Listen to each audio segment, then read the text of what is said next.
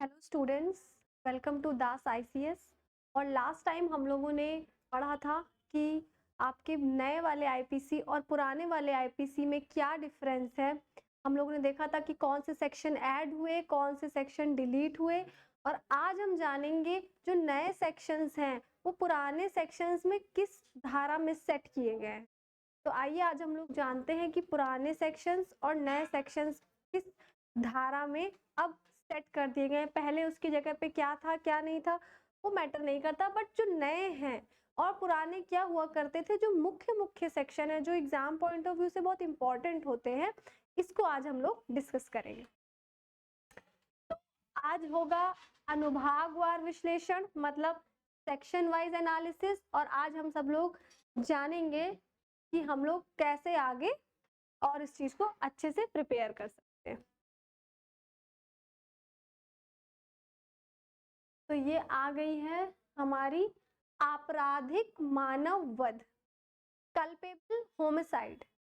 ये मर्डर को छूते छूते रह जाने वाली धारा है कि मैं ऐसे मारने का प्रयास किया गया कि इनकी जान चली जाती। इस विषय को अंतर स्पष्ट करने के लिए सेक्शन 299 और 300 के बीच एक अंतर स्पष्ट किया गया। तब एक बहुत बड़ा केस आया था, उसका नाम था केएम नानावती। उस केस का नाम था KM Nanavati versus state of Maharashtra. Hindi में हम इसको कहेंगे केएम नानावती बनाम महाराष्ट्र सरकार, जो भी आप लोग सहज हो उसको कह सकते हैं। बट इस केस में हमें ये बताया गया था कि मानव वध और हत्या में क्या अंतर होता है। हम ये जानेंगे कि कहाँ कौन सी एक्सट्रीम को टच करते करते, कौन सी हाइट को टच करते करते मानव वध रह जाता है जो हत्या नहीं बन पाता, और ऐसा क्या एक्स्ट्रा हो जाता है मानव वध में कि वो हत्या के प्रावधान में आ जाता है। तो ये जो बताया गया था वो इस केस में बताया गया था। अब हम लोग इसकी भाषा को पढ़ लेते हैं, क्योंकि हमारी सरकार ने हमें ये सूचित किया है कि इन सेक्शंस में बदलाव नहीं हुए, ये सेक्शन वैसे के वैसे हैं। इसका मतलब ये नहीं कि जो पुराना धारा नंबर था वही सेम रहेगा। धाराओं का नंबर अब चेंज हो चुका है। नए धारा में ये 100 नंबर पे है, पुरानी वाली में ये 299 नंबर पे था।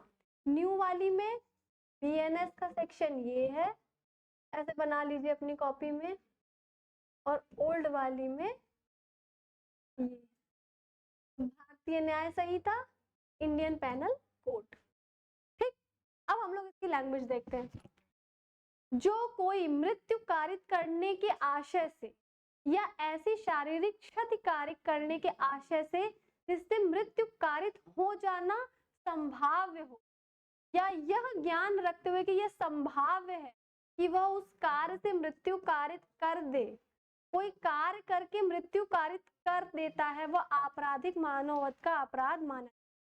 कोई ऐसा मतलब का आशय यही हो कि मृत्यु करनी है, कि ये मर जाए, अटैक ऐसा करे कि ये मर जाए, लेकिन उसकी कंडीशन क्या है, ऐसी शारीरिक क्षतिकारी कर दे, गोली चला दे और माने कि ये मर जाए, तो इस धारा में आएगा। ठीक, शारीरिक क्षति कर दे, किसी का सर ऑलरेडी वीक है, किसी हमें पता, हम 4 दिन पहले हम छत से गिरे थे, कोई हमारा दुश्मन आए और हमें उसी जगह जहां पे हम चोट खाए थे वहीं पे क्षति पहुंचा दे, तो वो शारीरिक क्षतिकारी कर दे उसी जगह पे कि ये मर ही जाए, ऐसा घूंसा लगा दे पेट पे कि ये मर जाए। आशय यही होना चाहिए, मृत्यु कारित करने का ही आशय होना चाहिए, उतना ही तगड़ा अटैक हो, फांसी, हसिया, फावड़ा, इन सब से अटैक हो तो उससे मृत्यु तो कारित, स्टिक से मारने जाओगे तो मृत्यु कारित नहीं होगी। मतलब ऐसा काम, मतलब इतनी बड़ी चोट दो कि मृत्यु कारित करने का आशय स्पष्ट हो जाए, जिससे मृत्यु कारित हो या जाना संभाव्य हो। मृत्यु कारित हो या मतलब कतई संभावना हो या यह ज्ञान रखते हुए कि संभाव्य है, ये ज्ञान हो कि मृत्यु हो सकती है। ठीक है, किसी को कोई गर्भवती महिला के पेट पे अगर लात मार दे तो माँ और बच्चा दोनों को संभावित है कि किसी न किसी की मृत्यु होगी। तो जरूरी नहीं कि आप कैनन गन लेके या बम विस्फोट से ही अटैक कर रहे हो। 299 और आज जो नया आ गया है 100, ठीक है, धारा नंबर 100 का आशय यही है कि इस तरीके से अटैक को प्लान करना कि मृत्यु की संभावना को वो बढ़ा दे। तो ये सब उसकी कंडीशंस है। उस कार्य से मृत्यु कारित कर दे, कोई कार्य ऐसा कर दे जिससे मृत्यु, मतलब भले हमने दुकानदार हमने इनको नमक दिया है, लेकिन इन्होंने क्या किया, उसको इन्होंने जहर मांगा, हम इनका आशय समझ गए, हमने इनको कहा कि ये जहर ही है, और उस आदमी ने जाके उसे दूध में मिला दिया। तो वो संभावित कार्य में आ गया कि वो इसने वो सोच के जहर मिलाया है कि ये मर ही जाएगा। ठीक है, तो वो सब किस श्रेणी में आएंगे? मानव वध की श्रेणी में आएंगे। जैसे कि अब इसमें दृष्टांत बहुत जरूरी होते हैं। जैसे कि हम रोड पार कर रहे हैं, हमने रोड पार करी और किसी ने क्या किया, गड्ढे में वो रख दिए झाड़ फूस, ऐसा कर दिया रोड को कि बीच में गड्ढा दिख ही नहीं रहा है, और वो गड्ढा इतना गहरा है कि हम उसमें अगर पैर रखेंगे तो मृत्यु संभावित हो जाएगी। तो जब पैर रखेंगे तो मृत्यु संभावित हो जाएगी, तो हम लोग क्या करेंगे? इसी आशय से भाई किसी ने मृत्यु का प्लान किया है, तो आप जैसे ही रोड पे पैर रखेंगे आप गड्ढे में गिर जाएंगे। तो ये इस तरीके का जो दांव खेला जाता है अपराधी की तरफ से, वो आपराधिक मानव वध में आता है।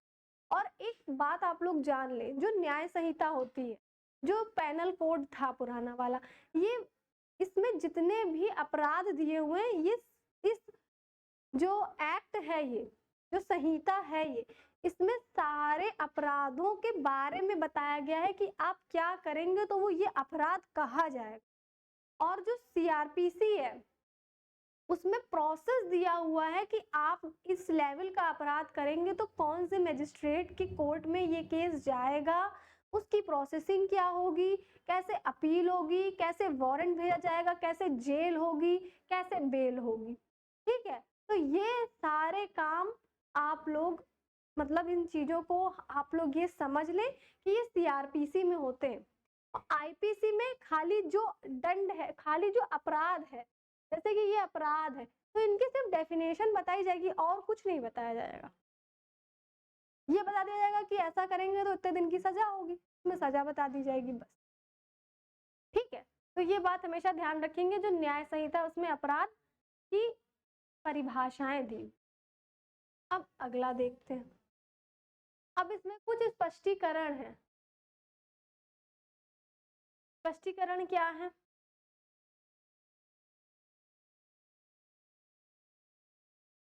स्पष्टीकरण कहता है, पहला स्पष्टीकरण, कि वह व्यक्ति जो किसी दूसरे व्यक्ति को जो किसी विकार, रोग या अंग शैथिल्य से ग्रस्त है, शारीरिक क्षति कारिक करता है और तद द्वारा उसे दूसरे व्यक्ति की मृत्यु त्वरित कर देता है, वो यही समझा जाएगा। यह समझा जाएगा मतलब धारा नंबर 100 ही समझा जाएगा। क्या कर दे, हमें पता है मतलब बुढ़ाऊ हैं, उनकी प्रॉपर्टी लड़कों को हथियानी है, उनका पैर वीक है, या मान लो कि एक अस्थमा के मरीज है ना, रोग या अशैथिल्यता से, तो अस्थमा के मरीज के मुंह पे तकिया रख दो। साधारण आदमी तो हाथ पैर चलाएगा, जिसके अंदर ऑक्सीजन कम है वो नहीं चला पाएगा, तो वो क्या होगा, मृत्यु कारित हो जाएगी। तो वो आपराधिक मानव वध ही समझा। ठीक है, शारीरिक क्षतिकारी करता है, मेरे पैर में ऑलरेडी एक्सीडेंट हो रखा था, उसी पे तुमने और जोर से मार दिया, मृत्यु के आशय से ही मारा, मेरे सर में ऑलरेडी चोट लगी थी, तुमने सर पे ही डंडा से अटैक कर दिया। तो ये इसी आपराधिक क्षति, मतलब मौके का फायदा उठा लिया कि जो पार्ट वीक था उसी पे अटैक कर दिया, हम ये जानते हैं कि ये क्या कहते हैं, मर जाएगा इस अटैक से। ठीक, तो पहला स्पष्टीकरण की मतलब इस तरीके की घटनाएं और अन्य मतलब एग्जाम्पल बताने के लिए ये स्पष्टीकरण दिए जाते हैं। इंग्लिश में इनको एक्सप्लेनेशन हम लोग बोलते हैं, एक्सप्लेनेशन 1 और 2, जो कि बहुत इंपॉर्टेंट होते हैं। डेफिनेशन का एक अहम हिस्सा होते हैं। जब परिभाषा बहुत बड़ी नहीं दे पाती है हमारी जो व्यवस्था है, तो वो स्पष्टीकरण के माध्यम से, अमेंडमेंट के माध्यम से इनको ऐड करती रहती है या डेफिनेशन के बाद ही दे दी जाती है। ठीक। अब दूसरा, जहाँ की शारीरिक क्षति से मृत्यु कारित की गई हो, वहां जिस व्यक्ति ने ऐसी शारीरिक क्षति कारित की हो उससे वह मृत्यु कारित की है, यह समझा जाएगा। यद्यपि उचित उपचार और कौशलपूर्ण चिकित्सा करने से वह मृत्यु रोकी जा सकती। अब ये वही वाला कह रहा है, शारीरिक क्षति से मृत्यु कारित की गई हो, कोई किसी को धकेल दे कहीं पे या कार से एक्सीडेंट कर दे तो मृत्यु कारित करने लगी, शारीरिक क्षति हो गई। ठीक। वहां जिस व्यक्ति ने ऐसी क्षति कारित की हो वो मृत्यु कारित करेगा। जिस व्यक्ति ने इस काम को किया होगा, जो एक्सीडेंट, देखो कितनी बड़ी स्ट्राइक हो गई थी जब नया मोटर व्हीकल एक्ट में अमेंडमेंट आया था, है ना। तो इस तरीके से अगर कोई मृत्यु कारित करेगा तो वो किसमें ऐड किया जाएगा, किसमें माना जाएगा, वो यही माना जाएगा कि तुमने मृत्यु करने का प्रयास किया, आपराधिक मानव वध में ही आएगा। ठीक है। और जबकि उस समय क्या कर सकते थे, उपचार करा लेते, कहते डॉक्टर आप 1 घंटा पहले और आ जाते तो ये बच जाता। ये वही लाइन को कह रहा है, यद्यपि उचित उपचार और कौशलपूर्ण चिकित्सा में वो रोकी जा सकती थी किंतु नहीं रोकी गई, तो किसमें आया, आपराधिक मानव वध में। तीसरा, सेम देखो वही बात आ रही, माँ के गर्भ में स्थित किसी बालक की मृत्यु कारित करना मानव वध नहीं है। माँ के गर्भ में, ठीक है, वो दूसरा तरीके का क्राइम है। जैसे मान लो कि गर्भ में बच्चा है, ठीक, और आपने बच्चे को मारने के लिए ही इंजेक्शन दिया, तो ये वो वाली मृत्यु कारित करना नहीं होगी। ठीक है।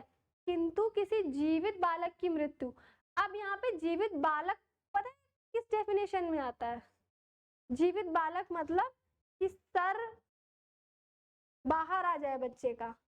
मान लीजिए कि कोई हॉस्पिटल में ही बैठा है मृत्यु कारित करने के लिए, ठीक है, एकदम न्यू बॉर्न बच्चा हो, उसका सर बाहर आ जाए जन्म के समय, चाहे ऑपरेशन के समय चाहे नॉर्मल डिलीवरी के समय, उसको किसी ने, वहां से नर्स ही मिली थी, उसने रेजर चला दिया, तो वो आपराधिक मानव वध में आ जाएगा। लेकिन पेट में हत्या स्पेसिफिकली बच्चे की करनी, जच्चे की नहीं करनी, बच्चे की ही करनी हो तो उसकी दूसरी डेफिनेशन है। वो सविता वाला एक केस हुआ था, उसमें इस चीज को बताया गया था, तो ये उस दूसरी चीज में आएगा। ठीक है, उसकी डेफिनेशन दूसरी है, वो मिसकैरेज की डेफिनेशन में आएगा था ना, मिसकैरेज हो गया या करा दिया या किसी ने मेडिसिन दे दी या अबॉर्शन हो गया, तो ये सारी धाराएं वो वाली अलग है, उसके पनिशमेंट भी अलग है। चलिए अब आगे बढ़ते हैं। अब आती है हत्या, धारा नंबर 101।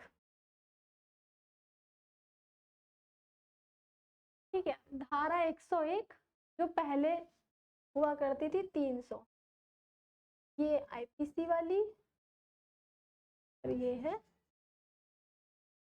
बीएनएस और हत्या को बोलते हैं मर्डर। ठीक, इसमें इसके पश्चात अपवादित दशाओं को छोड़कर आपराधिक मानव वध हत्या है। साफ साफ ये वाली धारा कह रही है जो इसके पहले वाला जो सेक्शन था उसके अलावा जो भी काम करोगे वो हत्या होगी, समझे।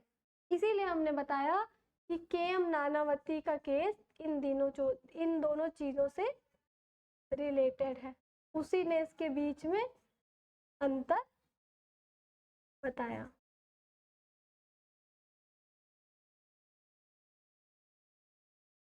ठीक, इसके पश्चात अपवादित दशाओं को छोड़कर आपराधिक मानववध हत्या, अब जो अपवाद इसमें दिए जाएंगे उनको छोड़कर आपराधिक मानववध भी जो क्या होगी वो हत्या होगी। यदि वह कार्य जिसके द्वारा मृत्यु कारित की गई हो, मृत्यु कारित करने के आशय से किया गया हो, ऐसा कार्य मृत्यु कारित की गई हो या इस आशय से किया गया हो कि इनकी मृत्यु हो जाए। गोली चलाना, श्योर शॉट डेथ हम जानते हैं हो जाएगी, किसी के सर पे हथौड़ी से वार करना, किसी के मेडुला पे अटैक करना, कनपटी पे अटैक करना। कहते हैं कनपटी की चोट बहुत खराब होती, जिन लोगों को लगती है वो जीवन भर के लिए पागल हो जाते हैं। बहुत बड़ी भाग्य होती है जो लोग बच जाते हैं, है ना। तो इस तरीके के अटैक करना कि मृत्यु हो ही जाए, तो वो आपका हत्या में आए। ठीक है। यदि वह कार्य जिसके द्वारा मृत्यु कारित की गई है वह ऐसी शारीरिक क्षति के करने के आशय से किया गया हो जिससे अपराधी जानता हो कि उस व्यक्ति की मृत्यु कारित करना संभव है, जिससे वह अपहानि कारित की गई है। अपहानि मतलब हानि छोटी सी ही है, लेकिन हम जानते हैं कि ऑलरेडी इनका ये हिस्सा, जैसे कोई किसी का कनपटी वीक है और हमने उसको कनपटी के बल पे ही धकेल दिया, तो धकेलना तो बहुत छोटी सी बात हुई, हल्का अटैक हुआ ना, धक्का देना कोई भारी बात तो नहीं, लेकिन हम जानते थे, हमारा आशय था कि इसके लगेगी तो ये मरेगा, है ना, तो ये हत्या में आता। ठीक, हम लोग नेक्स्ट देखते हैं। यदि वह कार्य जिसके द्वारा मृत्यु कारित की गई है वह व्यक्ति किसी व्यक्ति को शारीरिक क्षति कारित करने के आशय से किया गया और वह शारीरिक क्षति जिसके कारित करने का आशय प्रकृति के साधारण नैसर्गिक अनुक्रम में मृत्यु कारित करने के लिए पर्याप्त हो,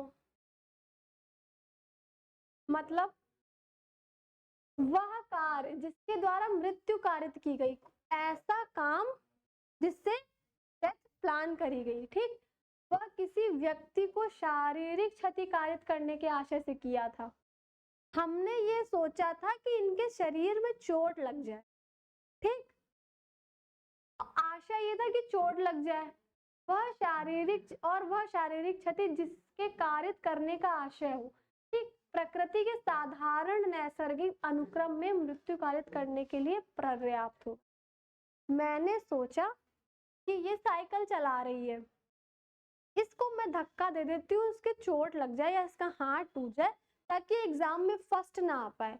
जब मैंने धक्का दिया तो क्या हुआ, सामने से एक ट्रक चलता हुआ आ रहा था या कुछ इतनी तेज हवा चली कि प्राकृतिक नैसर्गिक जो अनुक्रम था उसमें उसकी मृत्यु हो गई, उसकी साइकिल डिसबैलेंस हुई, ट्रक के आगे आ गई, तो वो हत्या में ही आएगा, चाहे मेरा आशय उसको शारीरिक क्षति पहुंचाना ही क्यों ना हो। ठीक, यदि कार्य जिसके द्वारा मृत्यु कारित की गई करने वाला व्यक्ति यह जानता है कि वह कार्य इतना आसन्न संकट है कि पूरी अधिक संभावना है कि वह मृत्यु कारित कर ही देगा या ऐसी शारीरिक क्षति कारित कर ही देगा जिसे मृत्यु कारित होना संभव है और वह मृत्यु कारित करने या पूर्वोक्त रूप की क्षति कारित हो। ठीक है, तो इसमें ये कह रहा है कि आदमी मेंटली प्रिपेयर है, उसने ये सोचा है कि मैंने जहर ग्लास में मिला दिया है कि डेथ होना संभव है, फिर उसकी डेथ हो या ना हो वो हत्या में ही आएगा। 302 के मुकदमे चलते थे लोगों पे, पनिशमेंट फॉर मर्डर, ठीक है, हत्या के अपराधों के खिलाफ पनिशमेंट चलते थे पहले। तो अगर आदमी मरा भी क्यों ना हो पर ऐसा अटैक हुआ इस आशय से हुआ कि हत्या करेंगे ही करेंगे, तो वो हत्या की डेफिनेशन में ही आएगा, चाहे सामने वाला नहीं भी, है ना। आगे बढ़ते हैं। अब आ गई है धारा नंबर 108, ये है आत्महत्या का दुष्प्रेक्षण, अबेटमेंट टू सुसाइड।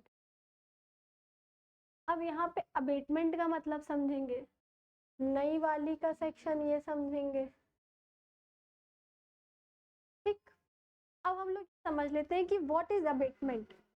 अबेटमेंट दुष्प्रेक्षण मतलब क्या होता है, जैसे संगति है, मान लीजिए कि कोई बहुत परेशान आदमी है, अपनी परिस्थितियों से, अपने घर से, अपने काम से, अपने करियर से परेशान, तो क्या होता है कि कोई एक आदमी मिलता है जो उसका क्लोज है, जो उससे चिढ़ता है, जानता है कि ये हाँ ये परेशान क्यों ना हो बट ये प्रॉपर्टी वाला तो है, कम से कम अगर ये मर जाएगा तो ये चीज मुझे मिल, तो वो क्या करता है, वो उससे कहता है कि भाई तुम्हारी जगह अगर हम होते और हम इतना परेशान होते तो हम निश्चित ही मर जाते। तुम्हारी जगह अगर मैं होता तो मैं मर जाता, या मेरे साथ ऐसा किसी ने किया है तो मैं अपने आप को मार लेता। ठीक है, तो इसे कहते हैं दुष्प्रेषण, मतलब वो निगेटिव वे में मोटिवेट करना, निगेटिव मोटिवेशन। हाँ यार सही में तुम कैसे सह लिए, हम तो नहीं सह पाते। ठीक, यदि कोई व्यक्ति आत्महत्या करता है तो जो कोई ऐसी आत्महत्या का दुष्प्रेरण करेगा वह दोनों में से किसी हाथ के कारावास से, जिसकी अवधि 10 वर्ष तक की हो सकती है, दंडित किया जाएगा। 10 साल का पनिशमेंट है अगर हत्या हुई हो चाहे ना हुई हो।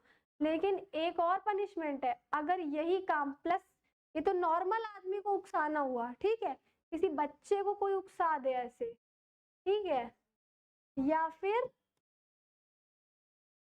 जिसका सेंस कम होता है, इंग्लिश में उसको ल्यूनेटिक कहते हैं, हिंदी में मुझे नहीं पता आप लोग उसको क्या कहते हैं। मानसिक रूप से जो लोग अस्थिर होते हैं, ठीक है, उनको अगर कोई बता दे, कोई नशे में है उनको उकसा दे, है ना, तो ऐसी स्थिति में अबैटमेंट टू सुसाइड कहा जाएगा। और बच्चे या किसी ल्यूनेटिक को उकसा दे तो दंड में आपको पनिशमेंट मिलेगी, डेथ की पेनाल्टी अवॉर्ड करी जाएगी, मृत्यु दंड तक के प्रावधान है। तो आज हम लोगों ने ये जाना कि धारा नंबर 100 आपराधिक वध, हत्या और आत्महत्या का दुष्प्रेरण, ठीक, इसमें क्या क्या जरूरी होता है और क्या क्या इम्पोर्टेंट, ठीक है, क्योंकि आत्महत्या और दुष्प्रेरण अपने आप में ही बहुत बड़े टॉपिक हैं, इतने बड़े टॉपिक हैं कि उन्हें जितना ज़्यादा पढ़ा जाए उतना ही कम है। एंट्रेंसेस, जब एंट्रेंस एग्जाम्स होते हैं तो उसमें लॉन्ग क्वेश्चन में सीधा सीधा पूछ लेते हैं कि आपराधिक वध और हत्या में क्या अंतर होता है, ठीक है। तो इस तरीके के क्वेश्चन बार बार आते रहे, तो इनको तो मैंने आप लोगों को ब्रीफ में समझाने के लिए बता दिया, क्योंकि जो भाषा और लिख के आती है, लेजिस्लेचर की जो लैंग्वेज है, हिंदी हो चाहे इंग्लिश, वो थोड़ी घुमाने वाली होती।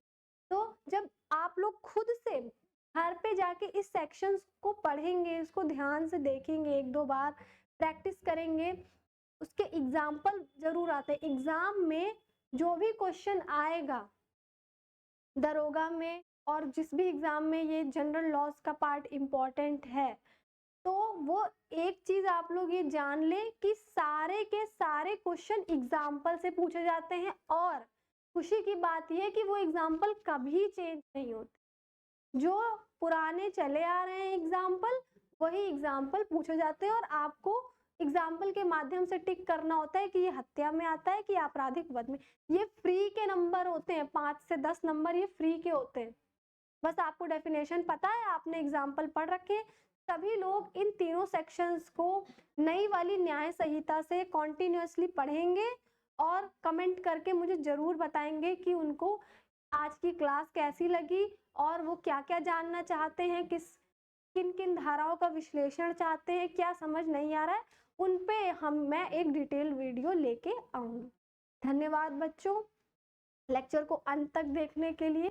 आशा करती हूँ आप लोग को ये सेशन पसंद आया होगा, और आगे भी बच्चों आपको मैं ऐसे इंफॉर्मेटिव वीडियोस प्रोवाइड कराती हूँ।